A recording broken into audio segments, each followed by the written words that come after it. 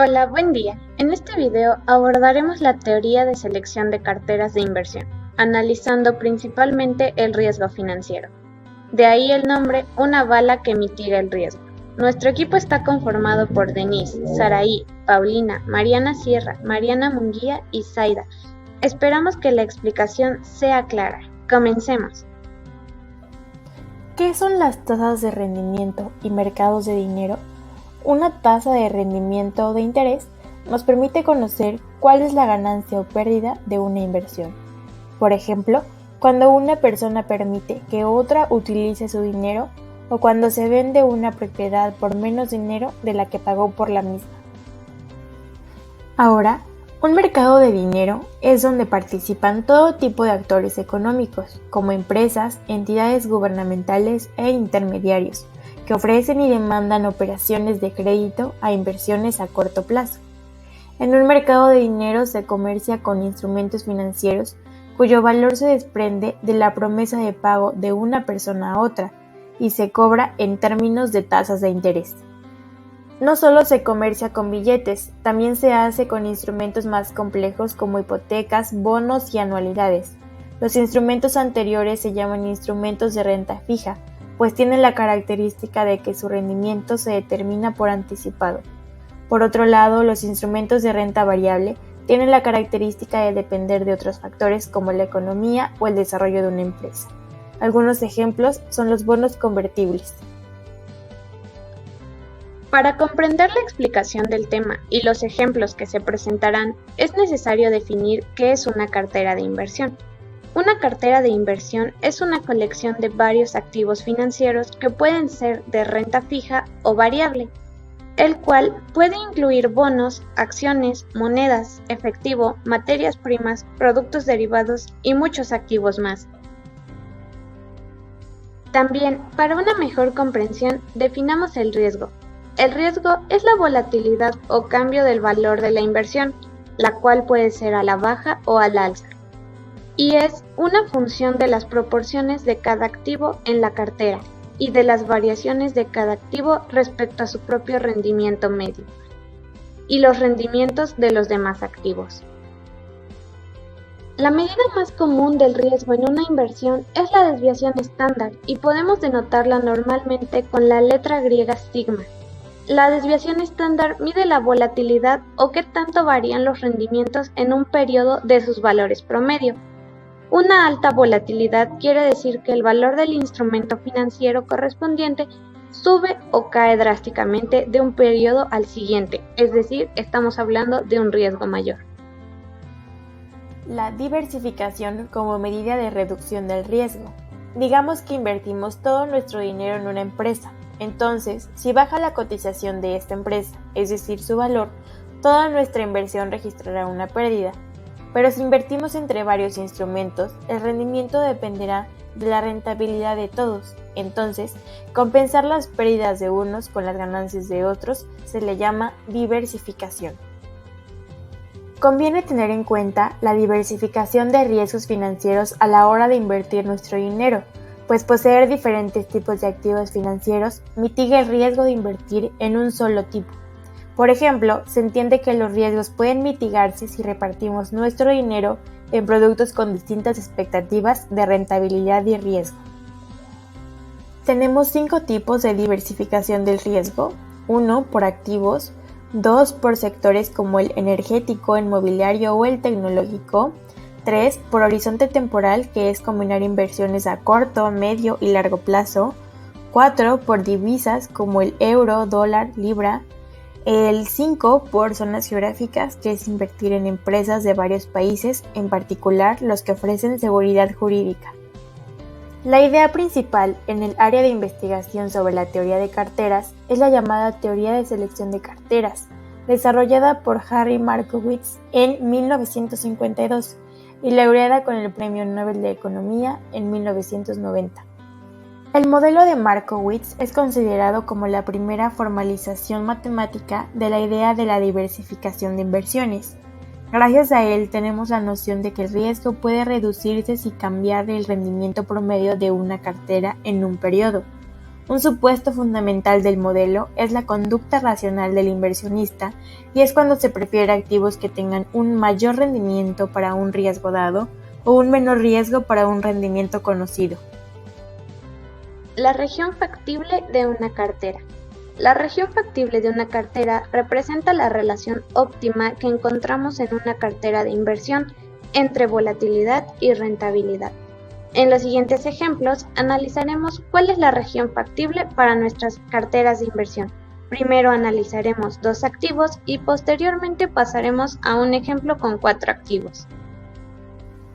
Utilizaremos las siguientes 2 fórmulas. Primero, la del retorno esperado. Es que si una cartera tiene n activos cuyos rendimientos promedio anuales son R1 hasta Rn, la tasa del retorno promedio de la cartera en el periodo está dada por P1 por R1 más P2 por R2, así sucesivamente hasta Pn por Rn, donde Pk representa la proporción del késimo activo de la cartera. Y la segunda, la volatilidad, y es que si denotamos por sigma sub ij a la variación entre el iésimo y el jésimo activos, la volatilidad de la misma cartera con n instrumentos está dada por esta raíz. Notemos que cuando i es igual a j, el símbolo sigma sub ii es igual a sigma sub i al cuadrado, que representa el cuadrado de la variación del iésimo activo con respecto a su rendimiento promedio. Supongamos que tenemos 2 activos, con rendimientos medios anuales de 15% y 12% respectivamente, con volatilidades de 0.2 para el primero y 0.18 para el segundo, y la variación de uno con respecto al otro es de 0.01. Utilizaremos las fórmulas presentadas anteriormente para obtener el rendimiento medio de la cartera y su desviación estándar. Para calcular el rendimiento medio utilizaremos la igualdad que podemos ver en la pantalla, donde P es la proporción de la cartera que corresponde a activos del primer tipo, mientras que 1 menos P es la proporción de la cartera que corresponde a activos del segundo tipo. Y para obtener la desviación estándar utilizamos la segunda igualdad mostrada en la pantalla con el mismo análisis que el rendimiento promedio. En esta tabla podemos observar la relación entre las 2 ecuaciones paramétricas anteriores. Se logra variando la proporción P que le damos al primer activo en la cartera y automáticamente se asigna como proporción del segundo activo en la cartera la cantidad 1 menos P. En la frontera de carteras eficientes, los activos libres de riesgo son las carteras de varianza mínima y se sitúan a la izquierda de la frontera. A medida que el riesgo va aumentando, también va aumentando la rentabilidad. En este caso, con los 2 activos analizados, obtenemos una región factible, que será la parte de arriba del gráfico. Las que estén por debajo de esa región serán carteras no eficientes. Es claro que estamos representando la relación riesgo-rendimiento con esta región factible para la cartera de 2 activos. Ahora veremos qué pasa con una cartera que tiene más activos. Primero, se tiene que hacer una tabla que muestre las variaciones de cada activo con respecto a los demás, es decir, variaciones cruzadas, pues sería imposible escribir todas las combinaciones posibles de estos 4 activos en términos de un solo parámetro. Para entender mejor qué es lo que pasa con este tipo de carteras, presentaremos un ejemplo. Para el siguiente ejemplo utilizaremos las mismas fórmulas que presentamos anteriormente, solo agregaremos una extra, los pesos de cartera, que son las ponderaciones de un activo sobre la cuantía total de una cartera de inversión. Y podemos calcularlos dividiendo las proporciones de cada activo sobre la suma de las proporciones que se tengan según el número de activos. Cabe destacar que la suma de los pesos de la cartera de inversión debe ser siempre igual a 1. Supongamos que los rendimientos medios de los 4 instrumentos de una cartera durante un año son del activo 1 30%, del 2 15% y del 3 y del 4 son del 20%. La tabla que se muestra del lado derecho es un arreglo con las variaciones de cada activo con respecto a los de los demás, es decir, las variaciones cruzadas.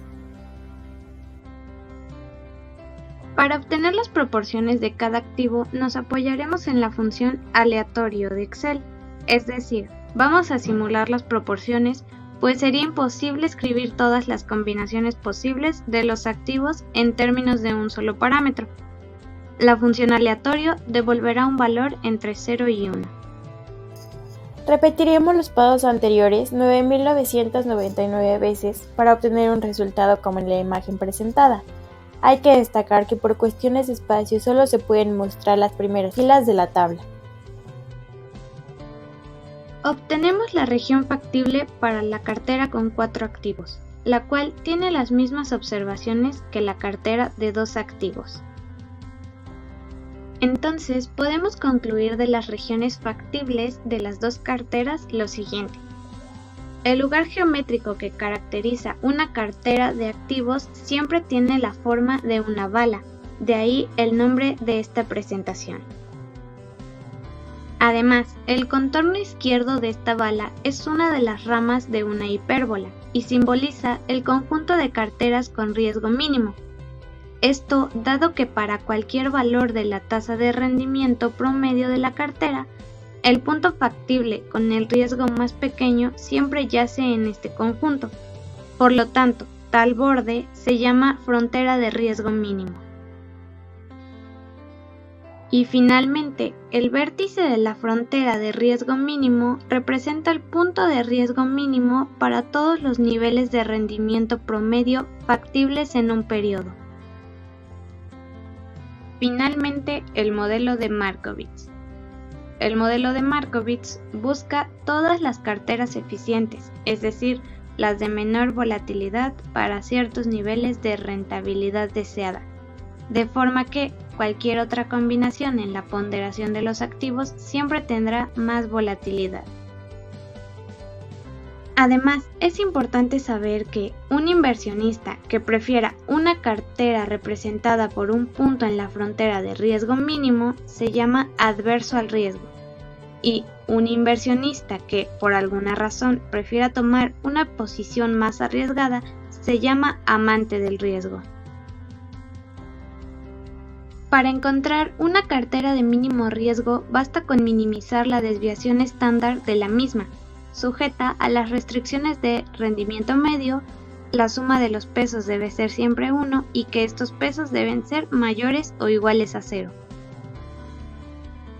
Entonces, en los ejemplos anteriores podemos decir que para la cartera de 2 activos, la cartera de riesgo mínimo tendrá un rendimiento promedio anual de 13%, como se observa en la pantalla. Para la cartera con 4 activos, la cartera de riesgo mínimo tendrá un rendimiento promedio anual de 22.5%. Agradecemos su tiempo y esperemos que la información haya sido clara y de su agrado.